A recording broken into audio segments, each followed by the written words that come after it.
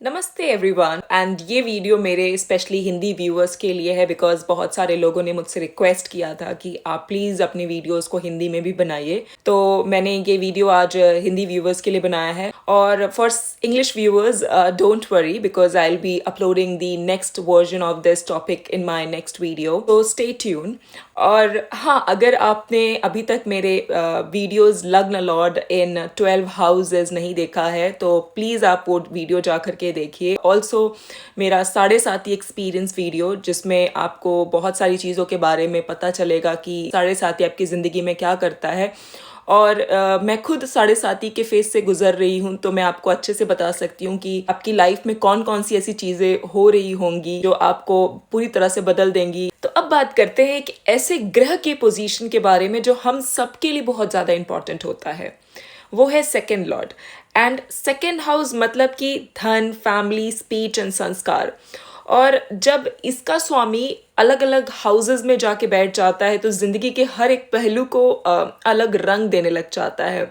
तो चलिए शुरू करते अपने वीडियो को। जब second Lord in the first house होता है, मतलब कि जब धनेश लग्न में हो, व्यक्ति खुद अपने ही परिवार और धन का रिप्रेजेंटेटिव बन जाता है।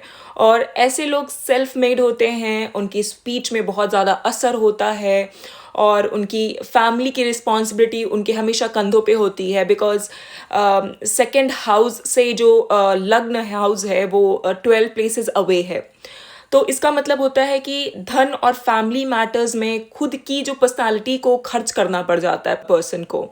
एंड सेल्फ इमेज और फैमिली रिस्पॉन्सिबिलिटी ज़रूर उनके कंधों पे होती है और बहुत ज़्यादा हो जाती है। तो अब second Lord in second house मतलब कि सेकेंड लॉर्ड स्वगृही होके अपने ही घर में बैठा हुआ है, मतलब कि यहाँ धनेश अपने ही घर में है। मतलब कि जो पैसा, फैमिली, संस्कार, ये सब चीज़ें जो हैं वो इंसान के लिए बहुत ही ज़्यादा स्ट्रांग हो जाती हैं। और ऐसे लोगों को परिवार का सपोर्ट बहुत ज़्यादा मिलता है और फिनेंशियल स्टेबिलिटी भी नेचुरली इस इंसान के लाइफ में हमेशा रहती है। और इस इंसान का जो कम्युनिकेशन है बहुत इफेक्टिव होता है और बहुत ही ज़्यादा स्ट्रांग होता है। Now second Lord in third house मतलब कि सेकेंड जो लॉर्ड है, सेकेंड हाउस लॉर्ड जो है वो अपने से सेकेंड प्लेस अवे जा रहा है इन द थर्ड हाउस। सो इसका मतलब ये होता है कि धन, भाई बहन, कम्युनिकेशन और मेहनत, ये सब चीज़ें एक दूसरे के साथ जुड़ जा रही हैं। तो ऐसे लोग बोल सकते हैं कि अपने भाई बहनों के साथ मिल करके बिजनेस करते हैं या अपनी मेहनत से पैसा बना सकते हैं। और स्पीच और राइटिंग भी धन का सोर्स बन सकता है इस इंसान के लिए बिकॉज स्पीच और फैमिली इन्फ्लुएंस डायरेक्टली करेज और कम्युनिकेशन के डिपार्टमेंट में आ रहा है। मतलब कि एक स्पीच और कम्युनिकेशन से इंसान को धन मिल सकता है और वेल्थ मिल सकता है। Now second Lord in the fourth house, जब भी सेकेंड लॉर्ड जो है वो फोर्थ या चतुर्थ भाव में जाके कुंडली के बैठता है तो धन और फैमिली का जो संबंध होता है वो माँ और प्रॉपर्टी से बनता है। तो कंफर्ट और इमोशनल स्टेबिलिटी के लिए इंसान पैसा कमाने लगता है और माँ का जो आशीर्वाद होता है, फैमिली का जो सपोर्ट होता है इस इंसान के लिए, वो धन वृद्धि का कारण बनता है। रियल स्टेट और व्हीकल परचेजेस में भी इसको बहुत ज्यादा गेन होता है इस इंसान को। Now second Lord in the fifth house, जब भी सेकंड हाउस का जो लॉर्ड है वो फिफ्थ हाउस में आपकी कुंडली में जाके बैठता है तो जो धन है वो आपकी इंटेलिजेंस, क्रिएटिविटी, चिल्ड्रन और स्पेकुलेशन एक्टिविटीज से आती है। मतलब कि education, stock market, creative field और चिल्ड्रन के थ्रू आपको पैसा मिलता है और व्यक्ति बहुत ज़्यादा इंटेलिजेंट हो सकता है और स्मार्ट अप्रोच से फिनेंशियल ग्रोथ कर सकता है अपनी ज़िंदगी में। और स्पेकुलेटिव और इन्वेस्टमेंट रिलेटेड जो फील्ड होती है उसमें इंसान को सक्सेस मिलने के बहुत ज़्यादा चांसेस होते हैं। Now second Lord in the sixth house, जब भी सेकेंड हाउस का जो लॉर्ड है वो सिक्स्थ हाउस में आपकी कुंडली में जाके बैठता है तो धन और रिलेशनशिप में चैलेंजेस और स्ट्रगल ही लाता है बिकॉज सिक्स्थ हाउस जो है वो डेथ, लोन, लिटिगेशंस और कंपटीशन का घर है। और जब भी सेकेंड हाउस का जो लॉर्ड है वो सिक्स्थ हाउस जो कि डेथ, लोन्स और लिटिगेशंस एंड कंपटीशन के घर में जब जाके बैठता है तो हार्ड वर्क और परसिवरेंस से ही इंसान को फाइनेंशियल स्टेबिलिटी मिलती है। और ऐसा इंसान जो है वो लॉ फील्ड में हो सकता है, ऑडिटर हो सकता है, सर्जन या डॉक्टर हो सकता है। व्यक्ति को फाइनेंशियल प्लानिंग और स्ट्रगल मैनेजमेंट पे भी फोकस करना पड़ जाता है हमेशा। Now second Lord in the seventh house, जब भी सेकंड हाउस का जो लॉर्ड है वो आपकी कुंडली के सप्तम भाव में जाके बैठ जाता है तो धन का डायरेक्ट कनेक्शन पार्टनर और मैरिज से बनता है। और शादी के बाद पार्टनर का जो फाइनेंशियल सपोर्ट होता है वो इंसान की फाइनेंशियल जो ग्रोथ होती है उसमें बहुत ज़्यादा हेल्प करता है। और बिजनेस या इन्वेस्टमेंट में पार्टनर को का जो रोल होता है वो बहुत ही ज़्यादा इम्पॉर्टेंट होता है।